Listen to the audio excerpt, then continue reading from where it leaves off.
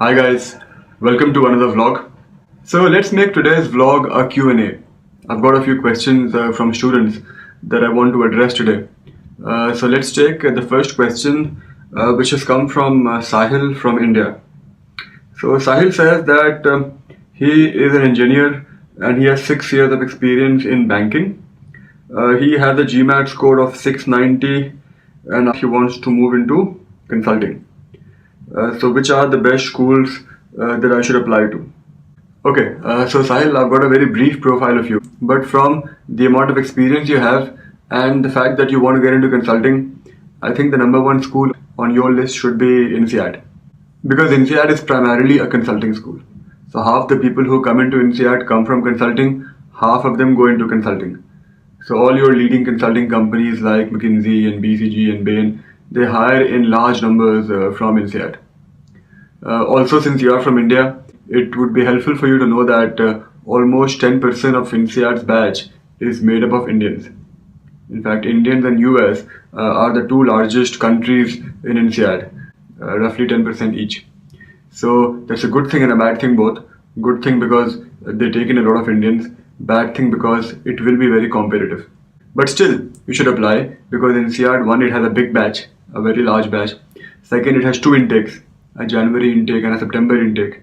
The difference between the two, in case you don't know, is the duration of the course. I think there's a 2-month or 1-month difference, and that's because one of the intakes gives you the option of an internship. INSEAD generally is a very, very good school. If you ask me, outside the US, London Business School and INSEAD are the two schools which can compete with the top US schools.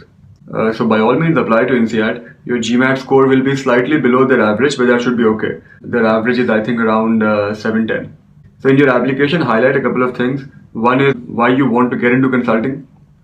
Second, how will you be able to apply the skills you've acquired in banking to the consulting industry. Also, it would be very helpful if you know some languages, especially European languages, because INSEAD anyway has a language criteria. If you have some international experience, that will be very, very useful because INSEAD brands itself as the business school for the world. So diversity is something that's very, very important for INSEAD. So if you have any international experience, highlight that in your applications. One advantage of being at INSEAD, apart from the consulting part, will be that it has 2 campuses, so you can spend some time in Singapore, some time in France. It also has a tie-up with Wharton, so you can even spend 1 semester at Wharton. So it will be, I think, the best school for you. So that should be the number 1 school on your list. Okay, so let's take another question. This is also from India. This has come from Chris from India. And Chris has a 670 on the GMAT. And he hasn't mentioned his profile, but he has a specific question. He is looking at applying to Canadian universities, and he particularly wants to know my opinion on Richard Ivey versus Rotman. Okay, so since you've asked me a very specific question, I'll give you a very specific answer. They're both very good schools. Ivey and Rotman are both very good schools. I'll give you 1 or 2 differences. The first, of course, is teaching methodology. Rotman is like a conventional program. It will be a mix of case studies, lectures, guest lectures, all of that. Whereas Richard Ivey primarily uses the case methodology for teaching. So there will be some theory lectures also, but primarily it makes use of the case methodology. So if you feel the case methodology is not your cup of tea, then you're better off applying to Rotman. If you feel that the case methodology is what you actually like, then you're better off applying to Ivey. The other big difference between the 2 schools is the course duration. Ivey is a 1-year program, Rotman is I think almost a 2-year program, which of course impacts your opportunity cost. It will be cheaper to go to Ivey than to Rotman. However, there's also a negative to attending a 1-year program in Canada.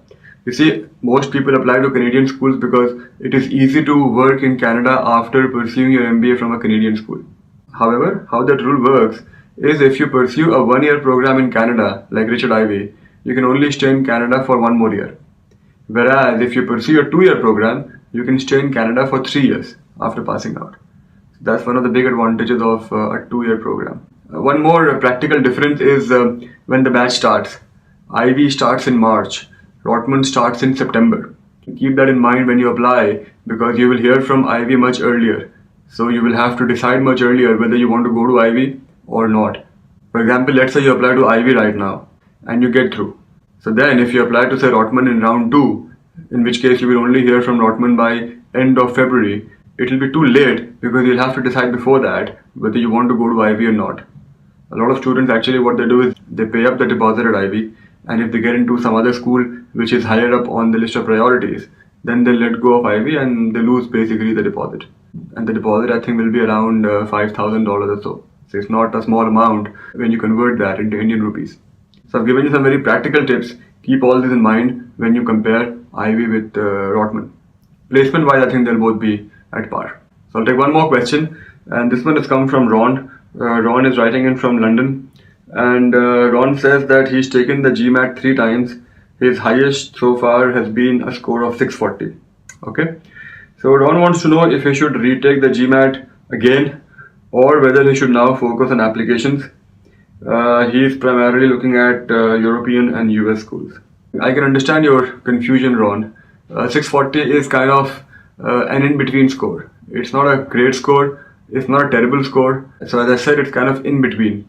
Now whether you should retake a 4th time or not depends on your performance in the mock test in the previous 3 attempts. If you've been scoring around 650, 660, 670 in your GMAT preps, then 640 is pretty much your true score.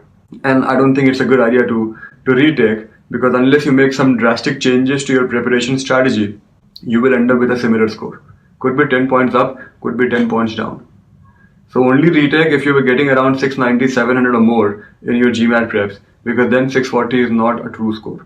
Though in 3 attempts, I would assume you've come close to your true score. In which case, you can skip the GMAT and start focusing on your applications. I assume you'll primarily be looking at round 2 now, so you have some time. What you can do is use this time to evaluate your schools. Apply to schools which have an average GMAT of around 670, 680. You will get some good European schools like HEC, IESE, even Cambridge and Oxford in that range. In the US, you will typically end up looking at schools in the top 25 to 35 bracket. Since you haven't mentioned your background, your profile, I can't give you more specific answers. But in terms of GMAT, I think you should accept 640 and start working on your applications, because even if you manage to push up your score by say 20 points or 30 points, I mean, it's not going to make a huge difference. You would rather spend the time working on your applications, because that can actually make a huge difference. So that's my advice to you. So, okay, let me take one more question. This is a short question which has come from Zach. Zach writes from California, US, and here's a simple question. He is just about to start with his GMAT prep. So what he wants to know is it too late in the day to be looking at a 2017 intake? The answer is no, Zach, especially since I'm assuming you are a US citizen, because in that case you can also apply to schools in round 3. I mean, I'll give you a couple of caveats. So it depends on how good or bad you are on the GMAT. To get an idea, I'd suggest take a diagnostic test. In the diagnostic, if you are around 550, then you should be able to take the GMAT by end of December and catch the round 2 deadline. In case you can't, you can always look at round 3. Now, the chances of getting through in round 3 are of course much lower, but that option is always there. And since you are a US citizen, it will be easier for you. For international applicants, it's much more difficult to get through in round 3. So that will work to your advantage. Normally for the GMAT prep, you would need around 3.5 months. So since you will have around 2.5 months, you will have to speed up your prep. Which is why I said it will have to be a little bit of a function of whether you have the aptitude already in place or not. If you take the diagnostic test right now and you get a score of 450, then I think 2.5 months would be pushing it too much. So in that case, what I would suggest is spend 3.5, 4 months, get a good GMAT score, apply to 2 or 3 schools in round 3, and if you get through, then fine. If you don't, then apply next year. But you should definitely look at applying in round 2 or at least round 3. So it will all depend on how the GMAT prep goes basically for you. I would suggest take a diagnostic, let me know your score, and I'll tell you how to proceed from there. So okay, I think that's enough questions for today. I hope you guys found the vlog informative, and I shall see you tomorrow in a new vlog. Have a nice day.